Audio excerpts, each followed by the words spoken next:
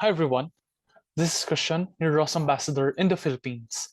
Noong nakaraang linggo, ating tinalakay kung paano ayusin ang ating mga workspaces sa ROS 1 at ROS 2. Ngayon naman ay ating dadaluban ang paggawa ng packages para sa ROS 2 bilang pangunahing hakbang bago natin mapagana ang ating mga robot.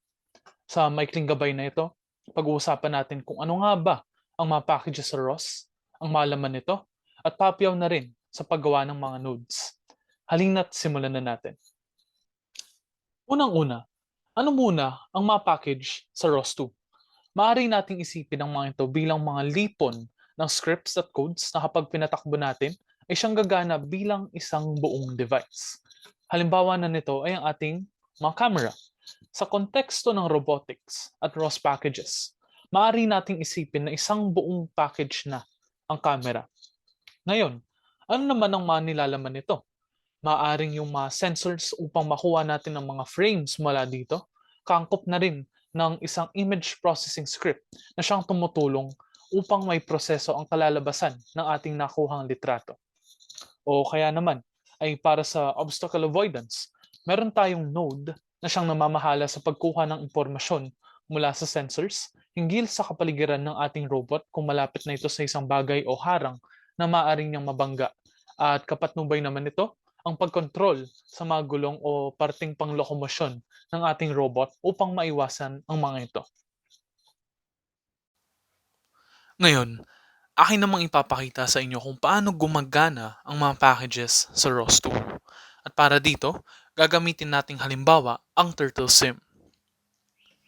Para sa bahaging ito, kakailanganin natin ng virtual machine na tumatakbo sa Ubuntu 22.04 LTS na may naka-install na ROS 2 Humble Hawksbill. Una, ating buksan ang ating terminal at isource ang ating ROS distribution. Matapos nito, ay ating buksan ang TurtleSim.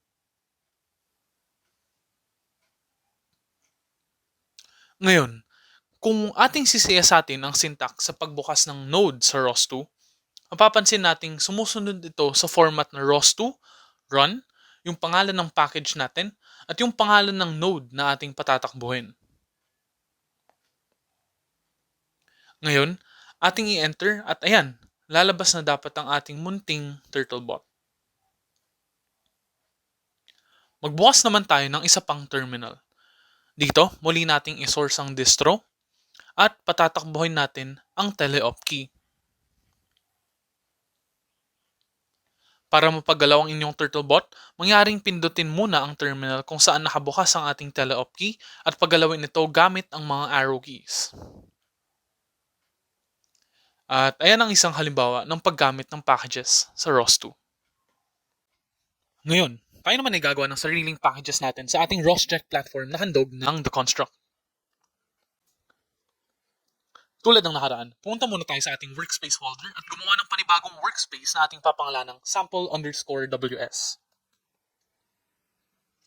Mula dito ay lilikha tayo ng source folder, SRC, na siyang maglalaman ng ating mga packages. Patakbuhin muna natin ang Colcon build at siguraduhin naka-source ang ating ROS workspace. Ngayon ay pumasok naman tayo sa loob ng source folder at gumawa tayo ng ating package na siyang papangalan ng test_robot. Gagamitin natin ang sumusunod na syntax.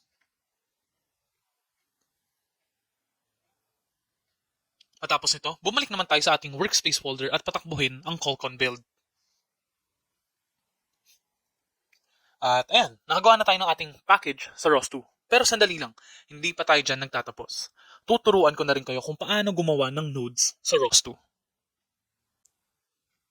Upang masimulan nito, tayo pupunta muna sa sumusunod na directory. Bale, hahanapin natin yung folder na kapangalan ng ating workspace na nasa loob nito.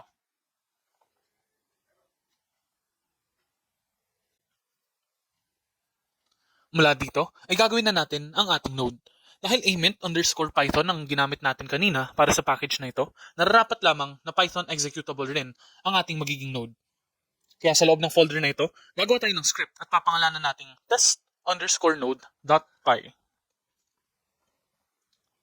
Ngayon, isang mahalagang aspeto rito ay dapat na may turing na executable ang mga ito kung kaya't kailangan nating baguhin ang access permissions para sa file natin. Upang gawin itong executable, papatakbuhin natin ang naturang syntax. At kung ating titignan, makikita nating meron ng mga X na nakalagay sa bawat nature ng user para sa ating system. Matapos nito ay atin nang i-code ang lalamanin ng ating node para sa package na ito. Para sa halimbawang ito, ating gagawing inspirasyon ang syntax mula kay Edward Renard hinggil sa basic node script na ito. Ngayon, di nyo muna kailangang daluban gaano ng diwa ang mga detalye ng code na ito sa kasalukuyan. Subalit, akin na rin kayong hinihikayat na aralin na rin kung para saan ng mga ito. Ngayon, subukan naman natin itong patakbuhin. Bale, babalik muna tayo sa ating workspace folder at papatakbuhin ang syntax na ROS2 run, test_robot ng ating package, at test_node.py. Anong nangyari? Mukhang pinapakita sa atin na hindi pa nakikita ng ating sistema ang package. Ba't kaya nagkaganito? Ating alalahanin na una, nilikha natin ng node, subalit ang ating package ay hindi pa na-update sa kasalukuyan. Kaya sa ganitong palagay ay lumalabas na hindi pa installed ito sa ating workspace kasama ang ating node. Maliban rito, sa syntax na ating pinapatakbo, isa ito sa mga kamalian na nararanasan ng ilang mga nagsisimula pa lamang sa ROS. Alalahanin natin kung paano natin pinatakbo ang TurtleSim node. Ang ating syntax ay alinsunod sa format na ROS2 run, yung pangalan ng package at yung pangalan ng node natin. Ang pinapatakbo natin ay isang nakatalagang pangalan para sa ating node at hindi mismo yung executable. Upang ma-resolve ang issue na to, tayo tutungo sa setup.py file na nasa loob ng ating pangunahing package folder na ating pinangalan ng test_robot. Sa loob nito, hahanapin natin ang syntax na nakasulat ang entry points, halintulad sa pinapakita natin ngayon sa IDE. Ngayon, sa loob ng console scripts, ating ipapasok o i-install ang ating node sa ating workspace gamit ang sumusunod na syntax. Matapos ito ay bumalik sa ating workspace folder at ngayon ay patakbuhin ang callcon build. Huwag kakalimutang isource ang ROS distribution at maging ang setup.bash file na matatagpuan sa install folder nito.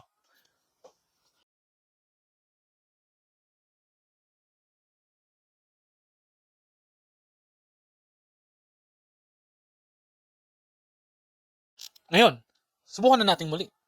ROS2 run, test_robot, at node. At ayan, nagbigay ng ating node ng output na siyang isang mensahe na nagsasabing ROS2 at the construct. Para patayin naman ito, simpleng pindutin lamang ang Ctrl+C. At ayan, dyan nagtatapos ang ating maikling gabay sa linggong ito. Sana'y marami kayong natutunan hinggil sa paggawa ng packages at nodes sa ROS2. Kung naging interesado kayo sa paksang ito, mainam na imbitahin ko na rin kayo para tignan pa ang ibang mga kursong inihahandog ng The Construct upang mas matutunan nyo pa kung paano maggamit ng ROS sa pagdisenyo at paggawa ng mga robot. Muli, this is Christian C. Anabeza, your ROS ambassador in the Philippines.